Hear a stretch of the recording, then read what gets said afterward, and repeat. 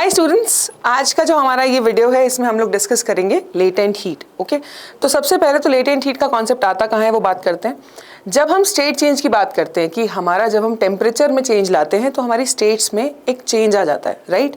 If I am at the solid state और मैं temperature increase करती हूँ तो धीरे धीरे क्या होगा, पार्टिकल्स की वाइब्रेशंस बढ़ेंगी, पार्टिकल्स अपनी मीन पोजिशन को छोड़ के फ्रीली मूव करना शुरू करेंगे and ultimately the solid melts to form a liquid. अब हम ये भी जानते हैं कि ये जो चेंज है this occurs at the melting point, right. Melting point क्या टेम्परेचर है? Melting point is the minimum temperature. जैसे आइस आपकी मेल्ट होती है 0 डिग्री सेल्सियस पे, it is the minimum temperature at which a solid melts to become a liquid, ठीक है। Eight the atmospheric pressure, जब भी डेफिनेशन आए ये पार्ट मेंशन करना मत भूलना, और इसकी एक्सप्लेनेशन मेन सेशन में है, तो you can watch that for the relevance basically. तो the minimum temperature at which a solid melts to become a liquid at the atmospheric pressure is called its melting point. तो जब ये melting point आप reach करते हो तो exactly होता क्या है वो हम जानेंगे अब, ठीक है। तो डिफरेंट सॉलिड्स के डिफरेंट मेल्टिंग पॉइंट्स हैं, we all know that. Now let's say I took any solid, ठीक है। अभी के लिए कोई भी सॉलिड इमेजिन करिए, ठीक है। मैंने उस सॉलिड को लिया, राइट। मान लेते हैं इसका मेल्टिंग पॉइंट कुछ भी है। फॉर एग्जाम्पल लेट्स इमेजिन कि ये 50 डिग्री सेल्सियस पे मेल्ट होता है।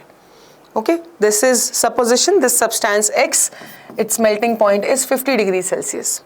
So what I do is I start heating it, मैं इसको हीट करना शुरू करती हूँ और एक टेम्परेचर के लिए हम लोग यहाँ पे थर्मोमीटर रखेंगे कि टेम्परेचर हम लोग मेजर कर सकें।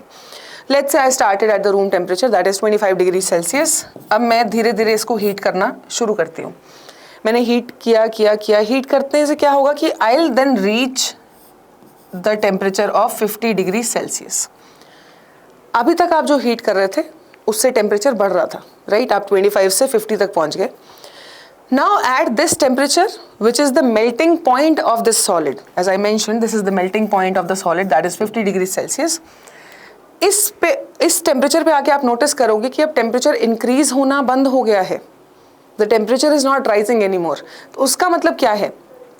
अब ये जो आप हीट सप्लाई दे रहे हो लेकिन उससे टेम्परेचर नहीं बढ़ रहा है, ये पूरी जो एनर्जी है it is being absorbed by the particles, ठीक है। ये सारी एनर्जी पार्टिकल्स को मिल रही है in order to the basically solid अब मेल्ट होना शुरू होगा। सॉलिड के सारे पार्टिकल्स को अब एनर्जी मिलेगी, जो मेल्टिंग का प्रोसेस है कि पार्टिकल्स एनर्जी एब्जॉर्ब करेंगे, अपनी मेन पोजीशन छोड़कर, वाइब्रेशन छोड़कर फ्रीली मूव करना शुरू करेंगे। तो for some time this entire energy will be supply to the particles and this energy will not be increasing the temperature, ठीक है।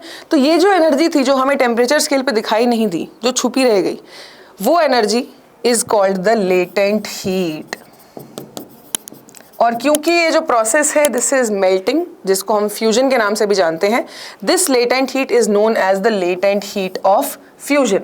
सो basically it is the amount of heat energy that is required to change 1 kg of a solid into liquid at atmospheric pressure and at its melting point is known as the latent heat of fusion, ठीक है।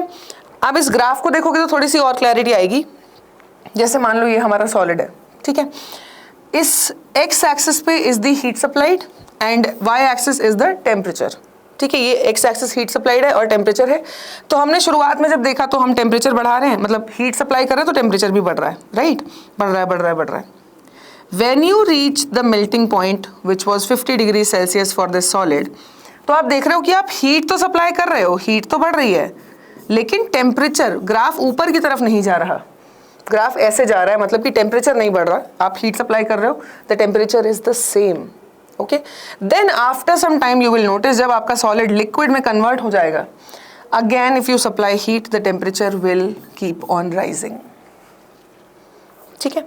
ये this is the concept of latent heat which is also known as the hidden heat.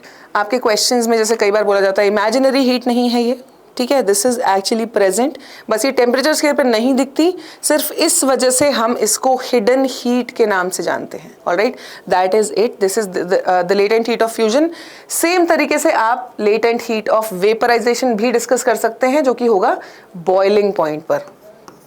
आप solid से liquid में जाते हो eight the melting point और liquid से गैस में जाते हो at the boiling point, right. इतना टेम्परेचर देना पड़ता है, जैसे आप वाटर बॉईल करते हो तो 100 डिग्रीज पे बॉईल होता है, राइट। तो बॉइलिंग पॉइंट वो टेम्परेचर है जिसपे liquid will start boiling eight the atmospheric pressure, at its जो भी टेम्परेचर है वो बॉइलिंग पॉइंट हो जाएगा।